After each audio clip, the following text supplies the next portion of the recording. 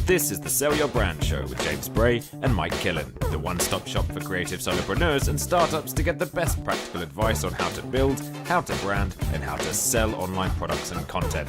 Let's get to it. Hey guys, this is James from Brandsnack. And I'm Mike from Sell Your Service. And this week we are going to be talking about the psychology of design. Yeah. Now we're not going to go too deep into it because you can. And there's pretty much a shitload of Well, I did a things that you can look 3-year into degree on it and learnt nothing. Well, hopefully we'll learn a bit more in this this short episode. Yeah. Well, we have to do fewer than 59 minutes because the SD card's only got 59 minutes on it. So okay, if you could keep shouting out. All every right, thanks time very much, guys. That was yeah. Cool. Yeah, psychology of design. I'm really looking forward to this, man. I saw the notes come up on the system. Have we talked about the 6-step plan before? 6-step teaching. So 6-step teaching is when you come up with a plan to teach someone something 6 steps before you enter the door. That's the one. Yeah. That's definitely the one. Yeah, no, going through this looks interesting, man. So everyone, design's a huge topic. Yeah. Very, very popular. And also very kind of easy to get into in the way of appreciation because it's obviously a very visual topic. You can look at it, you can appreciate it, you can be like, yeah, that looks really good. People create things to look nice. That's not what you want out of a business. Yeah. You want that design to have purpose, and you need to make sure your design is doing something. If I've always been told that there's a difference between art and a difference between graphic design, which the difference between art and graphic design. Yeah. Okay, I could understand that. Which kind of it works for what we're talking about here. I also think art can have this effect, but as a generalization, art is created in and of itself to look nice and to be appreciated and to kind of give meaning in that way. Whereas, I think art, the way that I've had it defined to me is art is purely designed to invoke an emotional response. yes. So it doesn't even have to look nice. Dali stuff doesn't fucking look nice. Yeah. But it invokes an emotional response. Yeah, exactly. But carry on, because I've also had a counter argument to that as well. Whereas graphic design is a design created for a particular outcome. Yeah. To actually drive something, a particular goal or a particular purpose. Yeah. Now, I don't necessarily agree with all. I think the lines kind of blur between both of them. Yeah, because the more I learn about this sort of stuff, is I believe that almost everything we do within our business is designed to evoke an emotional response. Yes. And I actually think that the greatest art form of the 20th century is marketing. I think that marketing is essentially an art form. Oh, I agree. You could argue that video games is now like a bigger part of that, but marketing is an art form that I don't think people fully understand. A lot of people say they don't get art, and they go, "Yeah, I'm not really interested in it," and yet they'll absolutely have an opinion on something. Yeah. Whereas things like graphic design, it's because some of my guys who are illustrators, some of my friends who are illustrators, I think they blur that line between artist and graphic designer. Yeah, it's designed to evoke a specific emotion because they want to make someone feel very, very scared, but someone also has to move on to the next panel. Yeah. So I don't think it's as simple as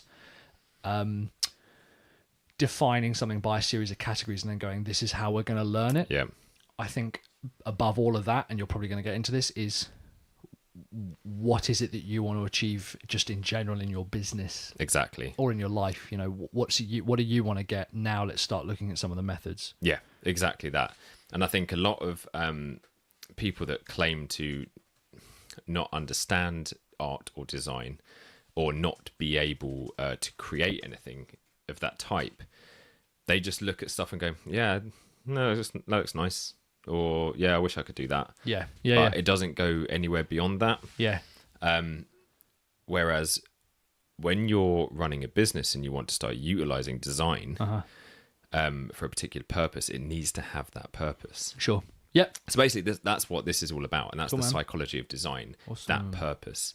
So just taking it back a little bit, I want to just give a brief summary of how our brains are made up. Just going to take it back a little bit.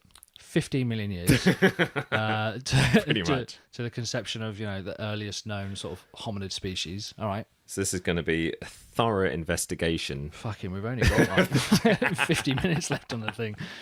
Yeah, okay, go for it. The brain, right? So the brain's basically made up of 4 basic sections, okay? So the very, very outermost section is the cerebral cortex. Right. Now, this is where we have all of our higher thinking, all of our reasoning, all of our logic processing, all of that stuff. It's usually what we believe we are talking to and conversing to like for like when you are trying to convince someone or sell someone something, or you're trying to invoke a response from that section of the brain. It's not necessarily true, but we'll get to that in a second. Yeah, we'll talk about that in a bit. Next is the cerebellum. Yeah. Now, this controls the coordination, posture, balance, all of that sort of stuff. Next up, you have the limbic system, Right. called the emotional brain. And this focuses on also instincts and behaviors Yeah. and habit forming. And then you've got the brain stem, which is all of your basic life functions. So heartbeat, breathing, pulse, all of that sort of stuff. That's essentially, that last one is the only thing that my brother has on his checklist for people that he wants to sleep with. Got him. Brainstem? Yeah. Deal. Got him. Yeah, okay, so the 4 parts of the brain, very cool. So that's how, and if you work backwards, that's how our brains have evolved over the many millennia that we've been around. So it starts with the brainstem. Every single creature, mammals especially, have brain stems. Yeah. And then you get the limbic system, because that then gets into your fight or flight. Yeah. You then get into the cerebellum, where you start controlling your balance and your posture and actually becoming more aware of your kind of your place within your surroundings and your environment. And then you get onto the higher logic and all of the kind of reasoning side. Cool, man. So like I said, we usually think we're talking to the cerebral cortex. Yeah, so just to make sure that I've understood this, that's the part of the brain that no other animal has, right?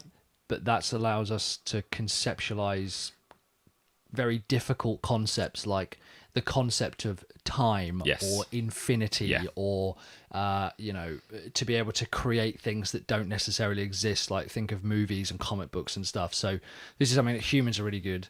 And when we talk to someone, we're essentially using our cerebral cortex to push very, very complex ideas out of our mouth towards that other person, right? Exactly. Okay. Yeah. So when you're trying to convince someone of something, you're going to reel off all of these points of like why it's good and why in the grand scheme of things someone should consider it in their lives, and all of these good factual points and evidence. Yeah.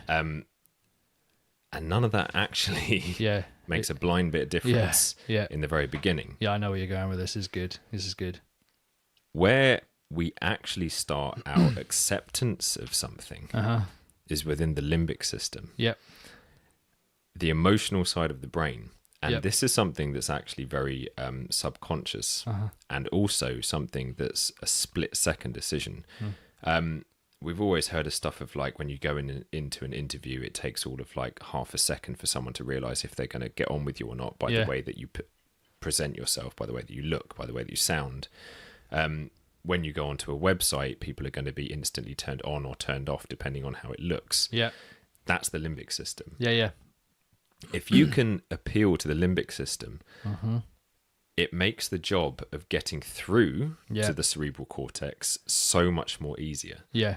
So when I explain a very complex thing to you, and although an ebook we might think is quite a simple idea, it's actually very, very complex and sort of, it doesn't exist, and it's a book, and I've got all these ideas, and it's a story. So it's quite a complex thing to tell you about.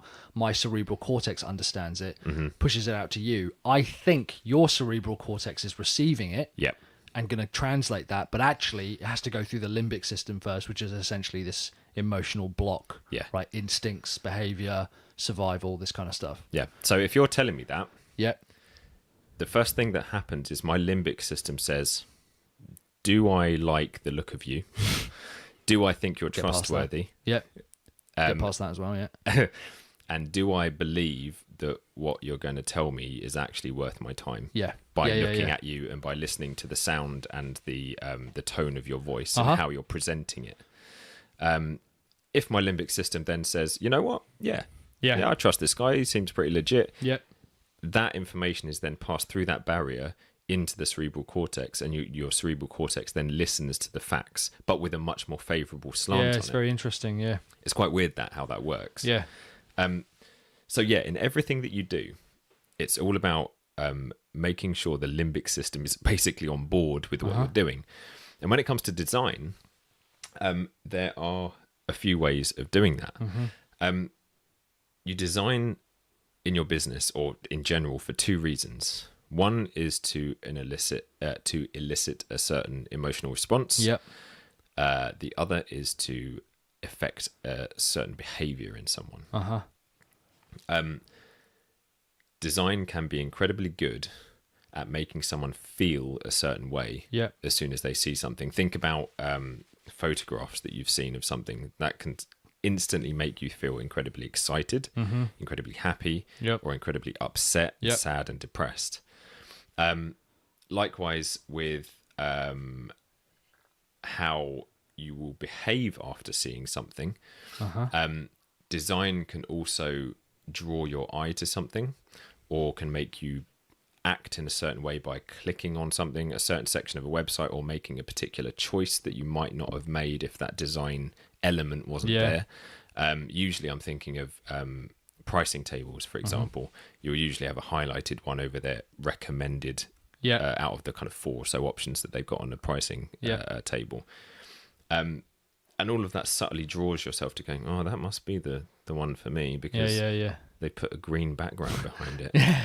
It's like, they've done that especially for me. They know which one's perfect for my needs. Exactly. That's quite interesting. So yeah, they're all kind of, and also like there's a whole host of like leading lines and eye direction and everything, that the whole kind of psychology of how everything in a composition comes together to focus towards a certain point, which you'll look at something, you'll be like, I'm looking towards that button down there, but I don't know why, but that seems to be literally standing out, and I can't help but press it because I want to know what happens next. So yeah, that's basically the two reasons for why you should be designing something, either to make someone feel a certain way or to make someone do something that you want them to. No, man, that's good. I like this a lot. I think it's not that dissimilar to copywriting as well. The more I've learned about sales, the more I realize a huge amount of it is about pushing and pulling people from emotions of pain to emotions of pleasure and then back again. And the more I can do that, the more I can push and pull someone from pain to pleasure, from pain back to pain, back to pain, back to pleasure, the more likely they are to buy. Because I stir up those emotions so much that they need to understand something, and their brain asks to understand the solution better.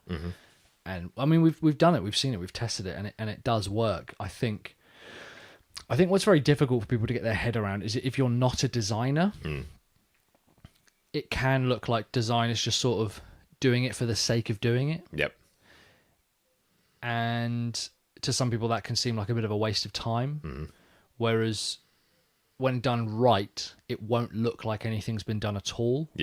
Exactly. It'll look like it's not over designed. It'll do just what it needs to do just for that specific reason and execute it.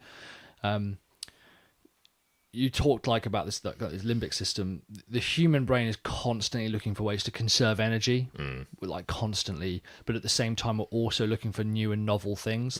How often have we sat in front of the TV instantly to then look at our phone? Right, we're constantly looking for stimulation. Like that monkey part of our brains, which is, as far as I understand it, the cerebellum is constantly give me something to do and touch and feel and see something shiny and new. Whereas having someone on a page and being able to keep their attention long enough to commit to an action, it has to be emotion that's going to pull them through that. Most definitely. It has to be emotion. And it's usually either intrigue or excitement. It's usually one of those two that will pull someone along. That's interesting. So as long as you understand what excites your audience or what will intrigue them to then make the next step in that journey, then you can start designing and writing your copy when you come onto that, to then start doing that. It's a funny thing that you mentioned about the pleasure pain thing. Music uses that a hell of a lot through the use of harmony and dissonance. Right. So you'll find that the songs that are most loved Yeah. and most remembered Yeah. are ones with absolutely beautiful parts of it that seem so serene and so like everything comes together really like wow, that's beautiful. Yeah. And then it just goes into something that just doesn't, to just knocks against it and Really? makes it just seem a little bit like, whoa, where did that come from? And then it goes back into the serene again. Oh, well. And it's like, because it's doing that same thing of like, this is beautiful. Now this cuts into it and jars with that. Yeah. And now it's beautiful again. Because if you've got something that's like repetitively nice for all of like, I don't know, 3 or 4 minutes long. Yeah. That's very boring. It's interesting that, I think we're getting a little off topic, Hmm. but Charles Duhigg writes about this in The Power of Habit, how like most number one songs in the pop charts and stuff are like from a tonal perspective identical. Yep. And he said that plays a lot on our habit Yeah. because we don't actually want anything new. And the problem is when a new thing comes along, what we're actually looking for is something that fits exactly as that old mold. So I don't know. I'm interested to see how that fits in with the pleasure and pain thing, because what people consider really good music or popular music, I wouldn't necessarily consider good music. Yep. You know, and I listen and to be honest, some those are the real ones shit. that are kind of like forgotten. Like Yeah. throughout time, a lot of pop music is forgotten Yeah, that's a good point. because it doesn't break the mold, and it doesn't play with people's emotions in such Yeah. a way that they will actually remember it. Yeah, I'd be interested to learn more about that. Anyway, sorry, I But got you yeah. off track about it. So yeah, So yeah, you've got a few areas of design which, once you understand why they work as they do, Yep. then you can start using them in your business to actually start making someone feel or behave in a certain way that you want them to. Yep. Just as a caveat, every single thing in your design has to go back to a strategy in the first place, Sure. which I always mention.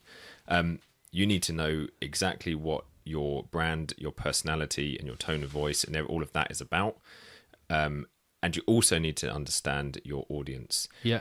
Know what make them tick. Know how they want to feel. How they want to kind of improve their lives. You need to know all of that before you can even look at the design. Yeah. The design is a physical manifestation of that. Yeah, that's a really good point. I don't think you can take for granted that even what you would consider good design is necessarily what your audience wants. No. The guys at Amazon actually understand that a lot. Their web designers must think every single day, why are we building a site that looks like this? And yeah, actually, that's evidently what people want. They wanted a catalog that looks like that. So the design, maybe that's it. Art is a manifestation of what I want to put out there. And if some people like it and some people hate it, fine. Yeah. Design is a manifestation of what my audience wants to see. Yes. I don't know if that's That's a bit. Yeah, I like that. because if I take someone like Alessi as a product designer, if people Google Alessi lemon squeeze, it's very, very famous. It's like 3-legged, it looks kind of like a UFO with a really tall spout in the middle for squeezing lemons. I know that a lot of people will see that and they go, what a fucking useless object, how overly engineered and overly designed and what completely pointless, and for the sake of a lemon squeezer. Whereas people like me would go, I think it's a fantastic idea to be able to do this, and it's frankly something interesting from the world's most boring utensil. So it's a reflection of me rather than being a reflection of the designer. Yeah. So yeah, and you're right, it has to go back to your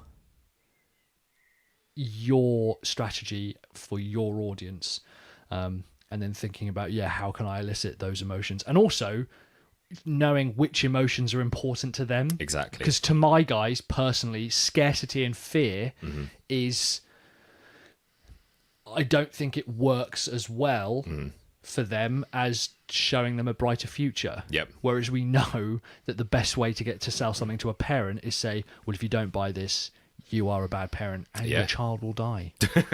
And you're like, oh, fucking hell, it's a Kinder Egg. Like, you know. Exactly. Yeah. So it's about knowing which things resonate most with your audience, and then creating your design around that. I remember reading something that Ryan Dice said about his survival gear business. Survival life, and he said the first website design that they made of that was a really crisp, clear looking, like lovely modern like thing. Didn't resonate. People didn't like it. No. So they changed it into this really convoluted design. Standard wise, it's atrocious. Yeah. but their sales rocketed. Yeah, that phrase there, I think, summarizes the very problem with design, is that people are real snobs about it. Exactly that. I'm confident that if my page looks like shit but makes $100,000 a year, it doesn't look like shit. Yeah. And I see this a lot. Not that I frankly browse Facebook an awful amount, but people will often post and they'll say, "Oh my god, check out this website, it looks awful." I'm like, I happen to know that this guy makes $1.5 million a month. The website doesn't look awful. The website looks outstanding because someone is spending $1.5 million a month with him. Yep. So for us to go, yes, that's not nice to me and not appealing to me, is really, really different. And it's about finding, like, Ling's cars. Have you just Google Ling's cars right now? So okay, this will be really interesting. In fact, no, where's my phone? Hold on, don't look Google it yet. I'm gonna record this. I can't believe you haven't seen this. No. And I'm gonna record your reaction. So I'll post this up later. Let's do it. Because I'm very interested to see how this is gonna go. Okay, so here we go. Right, so Google Ling's cars, Lings. Okay. Ling's cars. So I'm gonna look for James's reaction here. Ling's cars. Ling's All cars. right. Yeah, this is it. Yeah. And the top one there. This one? Yeah. So I can see your screens here. Straight away. That is an epic use of Paisley. Yeah, it's a lot. Wow. I didn't even know Paisley was an option on a website. Whoa. Yeah. What's this? It's aggressive, isn't it? Genius. There's a lot going on there. Fuck me. Yeah. So for those who don't know Ling's cars, I highly suggest you Google it. I'm not going to tell you anything about that's it. assaulting my eyes. It's painful to watch. You're actually bleeding a little bit from your nose. Barely look at it. Yeah. So okay, I'll stop that. That's hilarious. So Ling's cars. Go ahead and Google it, even if you're in the US, because it's a UK company. Lings. So Lima Indigo November Golf Sierra Cars.com. It's essentially a car hire website or a car leasing website. You can trust me. I am Ling. Yeah. She makes bank. Like, she makes fucking good money from it. She was on Dragon's Den, Right. which is the equivalent of Shark Tank for the guys in the US. And it's there's just reams and reams of just it's a website. I'll tell you that. So yeah, there you go. Wow. I have to close that. Right, yeah, you will do. Partly 'cause your screen will burn out. Yeah. So yeah, you have to, and this is why this is important. She's done that for a reason. Yeah. It appeals to people who go, "Oh man, how fucking kooky! Oh, well, bloody love to hire a car from there." But you never would have thought that someone who wants to lease a car and someone who obviously wants some sort of optical surgery done would come together. But they do, and this is why I think when people go, "Oh, this is bad design," but it sells 100 million copies a week. Yeah. It's not bad then, is it? Yeah, it's not. Yeah, exactly. And that's it. You need to design for a purpose. Yeah. If you're an artist, then design for yourself, make something that you like.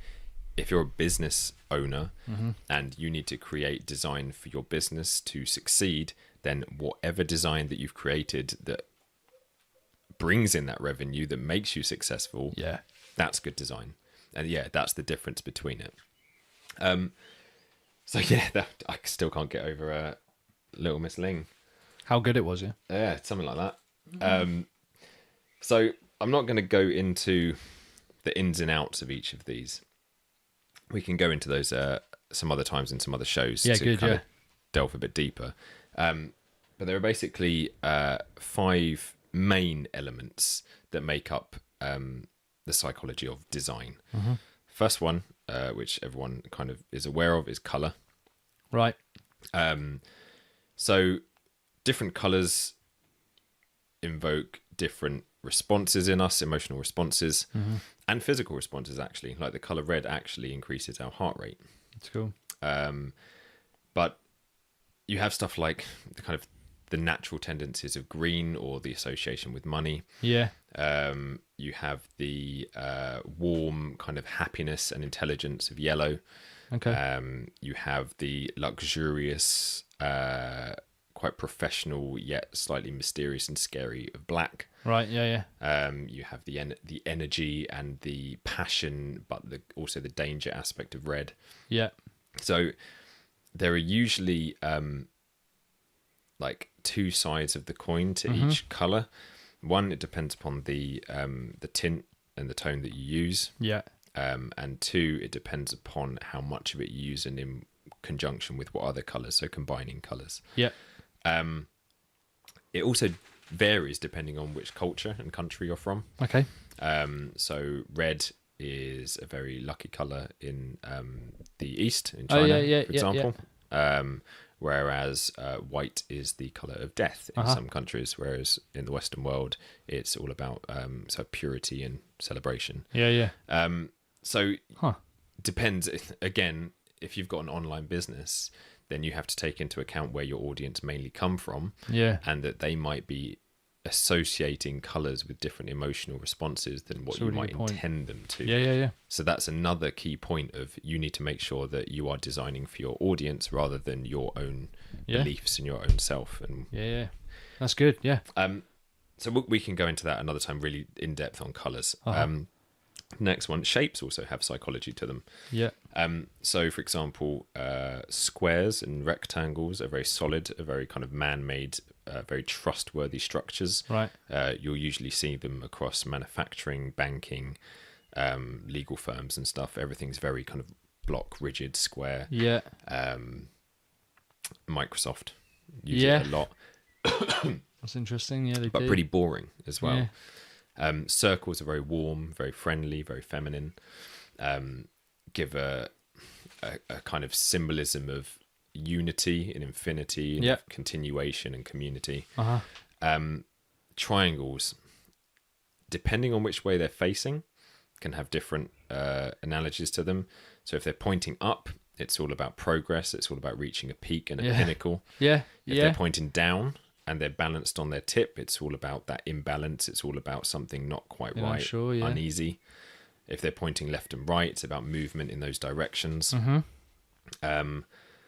And you've also got lines as well, which kind of go into that, and they kind of draw the eye into various different ways, so depending on the direction that they're going in. But yeah, shapes have a huge effect on us mentally as well. So once you start combining shapes and colour, you then start to see if you've got like a red square, then that's going to be a lot different to a blue circle, for example. It seems quite like, but I've never spent this fucking long talking about colours and shapes since about the age of 8, maybe. Even then, that was considered. I'm getting out the crayons. Stupid. Do you want to go? Yeah. Well, this is part of the problem is that people go, "Oh, marketing, sort of like the colouring in department," and I'm like, right. That's not true. We also come up with slogans. So, right. And the problem though is, and we've seen this demonstrated, is when you remove really good, like purposeful, clear, pragmatic design from a thing, everyone moans about it. Yeah. They instantly moan about it. The same company, particularly this one company, was a software company, constantly banging on, go, colouring in department, how you doing? Fuck off, Glenn, you're in sales, what do you know? But when you do present to them just like facts, just as a written sheet, we're like, we need you to check this stuff out. They're like, can't you sort of tie it up a bit? Yeah.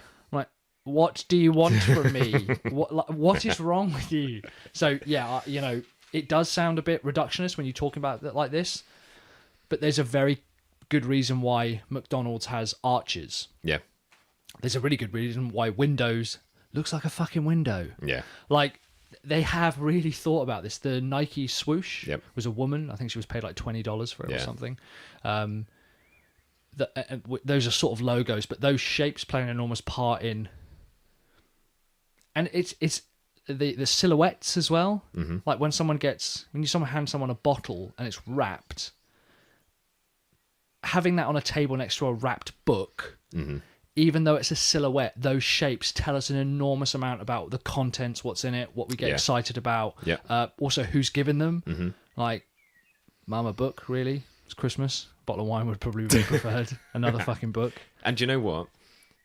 If that book is wrapped in like just some dodgy A4 paper with some like masking Again, tape another around good it, example, yeah. or if it's wrapped in the most beautiful paper that you've ever seen, which one are you going to be more excited to open? That's a running joke with my brother and I as well, is to wrap fucking presents in the most ludicrous fashion possible. So it was newspaper for a while, then I think he got like copies of like a porn mag, like Hustler or something, and did that. Excellent. I'll post a video of what I wrapped his in, which was basically industrial grade duct tape. Yeah, it took him a while. That did take him a while. I'll post. So yeah, you're right. Again, like the application of the very thing that's actually covering it up does play an enormous impact on the immediate emotional responses. And I think because our emotions are so quick, I don't think a lot of people realize they can control their emotions, and that they think they happen instinctively, but regardless of where you want to go down on that path, they happen so quickly that we don't even realize that we're having a response to that shape and color and text and all that kind of stuff, you know? Yeah, exactly. I mean, I still really, really desire to have a MacBook. Right. I love the look of them. Yeah. They're beautiful. The way they're presented online, everything about I still look at it. Like, their marketing is incredible. Yeah. I don't want a MacBook. No, I hate Mac OS. Yeah. I'm perfectly fine with Windows and Android in my life. They work perfectly. Yeah. And I don't like the restrictions of what iOS and stuff have on them. Interestingly, Microsoft's new Surface range poached a couple of Apple's designers. I bet, yeah. That's why the new like Surface Hub and the Book And that's why they Studio, look good. they look amazing. And yet, frankly, I don't think Apple's really designed anything innovative recently. I think you could argue. No, they haven't. But No. Microsoft they've done some fucking clever things recently. But isn't that weird that I know for me and what I do, I don't want their product. Yeah. But I'm still enamored by the way it's presented to me. Absolutely. Yeah. So that's the huge draw. It still makes me want to spend my money on that product, even though I know I don't want it. Yeah. That's the power of design. When it can elicit that emotional response and that drive to a particular behavior, Yeah. that's when you know you've got your design perfect. But as we've already spoken about, your design is always going to be different for depending on which audience you're going after. Mm-hmm. So taking it back, we've already talking about colors and shapes. Yep. You start putting those together and you start getting patterns. Yes. You start getting textures. Yeah. And you start building up a composition, including all of those. And when you start doing that, you can really start affecting how people feel about stuff. Mm-hmm. If you're on your product pages, for example, you're using squares and triangles to show like stability and progress. Mm-hmm. And then when you switch over to your contact us page and your about us page, you start using circular forms. Mm-hmm. That then shows the warm, friendly nature to you and you as a business and as a person. So it's just thinking about those different things and how those perceptions affect people. Because we're in quite a blocky square design stage. Yeah, we are at the moment. Yeah. And that's, do you know what that is? I really don't. Mobile phones. Yeah, it's because of screens. Yeah. Screens are very blocky. Yeah. And also to work with circles and more organic shapes takes a lot more skill than to work with square shapes. That's interesting. And a lot of people are using page builders and using Photoshop to just have like, I don't know, a photo on there, or social media graphics of just in a square or whatever. And it's much easier to create something square than it is to put organic shapes together and create something much more interesting. Yeah, it's interesting that, And also people just don't realise. They don't know. Well, see, this is kind of what I mean by like pop music we talked about earlier. An enormous amount of our diet of anything that we consume as human beings is pretty much high fructose, high sugar, low nutritional shit. And I look at a lot of design stuff and people go, two fucking words I absolutely loathe when it comes to design: clean and minimalistic. Go, I want it really clean. Well, you don't want shit splattered all over it. Shocking. I want it really minimalistic. All right, well, it is minimalistic now. There's 3 words on the screen. And they panic and they go, can I add a bit more in there? Well, then you don't mean minimalistic then, do you? Yeah. So I think what people think is good design is it basically a reflection of what they want, and they do have a real problem thinking, actually, what is it my audience is going to want to see? you know, it becomes very, very difficult to kind of balance that out. And I do think we've become lazy. I'm sure it will change. It's interesting in movies, whenever you see a circle screen, movies seem to love it, like Superman and stuff. They've got circular screens or something for whatever reason, or Fallout 4, the game, they've got computer monitors in their circles, and I'm always like, that would be a fucking nightmare to design for. I literally can't get my head around that. And I think that's actually just because we've become so used to viewing media content through a rectangle that it has stifled our, frankly, ability to design, which is why product design and physical design is still really important to me, to the entire world. Having stuff that's tactile and real and sort of you can move pieces around and stuff. I like that. Yeah, most definitely. I think we have become a little bit lazy with some of our design. Maybe that will change with augmented reality and VR. Yeah, potentially. And that's one role of texture, to be honest. Yeah. Texture makes something digital appear physical. And we have a certain connection to physical things, like the feel of like quality card, or the smooth feel of metal, or you know, the soft lovely feel of fur, or like really nice material, and all of those give us a certain emotional response as well. So texture within a design, be that from the actual texture of a surface or the use of light and shadow, they also have a huge part in how we perceive something and how we feel about it. So yeah, all of those things come together. I like that. And then the last part of it is just structure, how you put all that together. So spacing, how things kind of relate to one another, Gestalt theory as well, which we spoke a little bit before about before the show, which we'll come on to in another episode as well. But yeah, all of that kind of goes together into how your brain's, your limbic system perceives something, takes it in, and then within that split second decides if it's trustworthy and novel enough for you to continue with it. I like this, man. This is really good, and it's always good to be reminded of this stuff, because it's interesting because I don't think a lot of people know that I've got a really heavy design background. I studied product design, did it for a long time at university, and yet I'd rather have someone else focus on it. To be honest, I think I've found that I actually prefer talking about sales and the psychology of sales. But it is really important, I think, to remind myself that my website isn't for me. It is for other people. You know, and when I go, this blog layout looks really cool, like, right, well, people are probably going to read it on their mobile phones. Does it need to be this complicated? Probably not.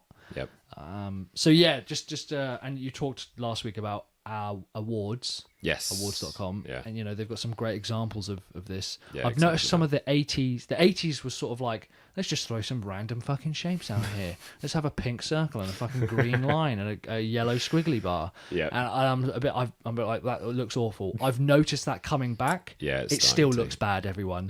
It looks shit. I get it. You're right. It doesn't look shit because kids fucking love that stuff. Kids grow up and they go, oh my God, the 80s was so long ago. Fuck off. It was like... and then people will go, the 90s. I'm like, it was almost 30 years ago. Isn't that scary? Fuck off. Yeah. It's unbelievable. So, yeah, there's some stuff I've noticed is coming back in vogue. But, yeah, ultimately, man, this was really interesting. Appreciate going through it. But just a quick note. If anyone wants to learn more about that sort of... I've known it's the crocodile brain. So the system of having the cerebral cortex understand something very complex, but when you explain it to someone, it's very difficult for them to understand. It does go through that. Is a book called Pitch Anything. Brilliant book. By Oren Klaff. It talks about how the concept of pitching something, and it's not actually standing in front of Dragon's Den pitching a product. It's about how pitching a new idea to someone and leading an argument and helping convince them is not their smart brain understanding your smart brain. It's their crocodile brain understanding your smart brain. Exactly. So you have to be really clever with your language and structure. You have the structure of the content. You can't tell a story out of sequence, essentially. So yeah, really good, man. Cool. Content report. Let's do it. All right then. What you been... So I actually haven't been reading anything. Oh my God. I know. That's the first time in like a year. It's... So I've just started.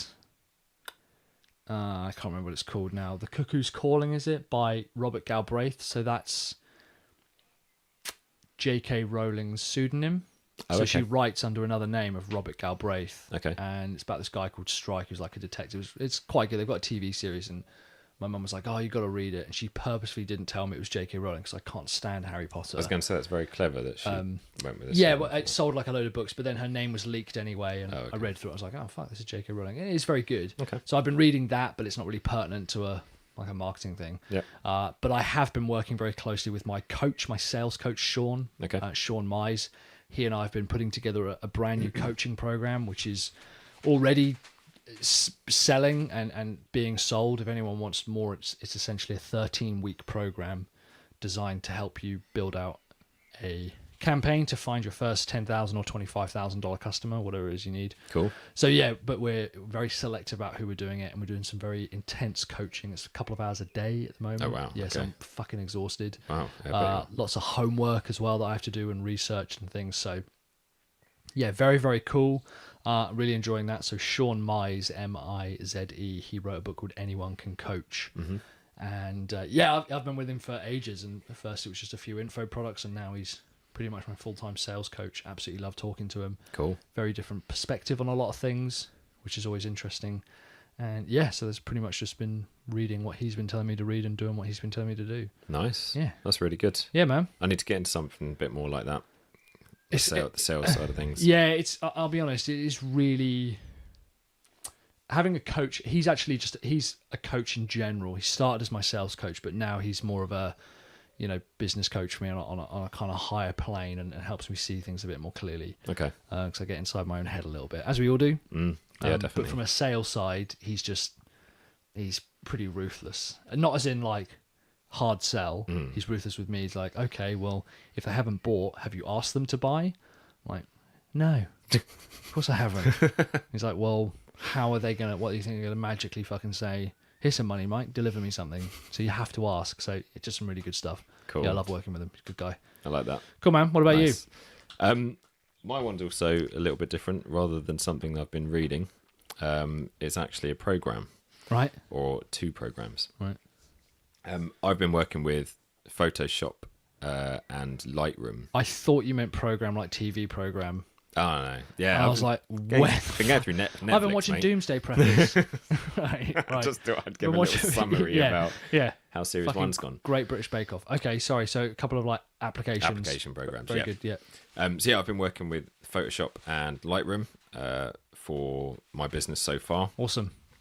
And I realised that in order to up my game on the web design front, I needed Illustrator Okay. because it's a vector-based program rather than a raster-based program. As a brief thing of what that means, vectors can be scaled up to anything, up and down, without losing any quality, so perfect for online. Yeah.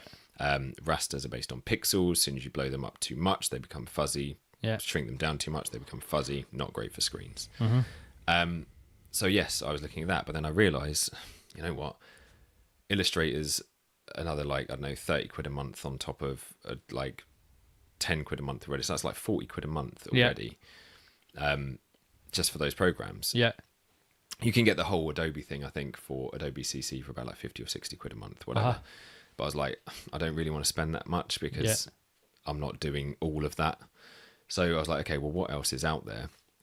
And only recently there's been two products that have just come, sort of come on the market within the last 3 years. Yeah. And they've been developing very quickly. Yeah. By a British-based company called Serif. Yeah. So you have Affinity Designer, Uh-huh. which is their Illustrator competitor, and you have Affinity Photo, which is their Photoshop competitor. Cool. Now, the beauty of it, both of these programs are 50 quid each, one off. Okay. Wow. That's it. Yeah. And they pretty much do everything you need to be able to do within those programs. Whereas Photoshop's gone on to be like including like 3D modeling and rendering and all like video and stuff like that. Like there's other programs for that. Yeah. But for the basic thing of either photo editing or vector-based design, those two programs are awesome. Cool, man. And a lot better in some regards than Photoshop and Illustrator are. Yeah, interesting. So yeah, I've just basically come across those. I've been working my way through them. I really love the programs. One great feature of them is that you have live previews of any changes that you're making, whereas Photoshop doesn't have that, which is really fucking annoying. Right.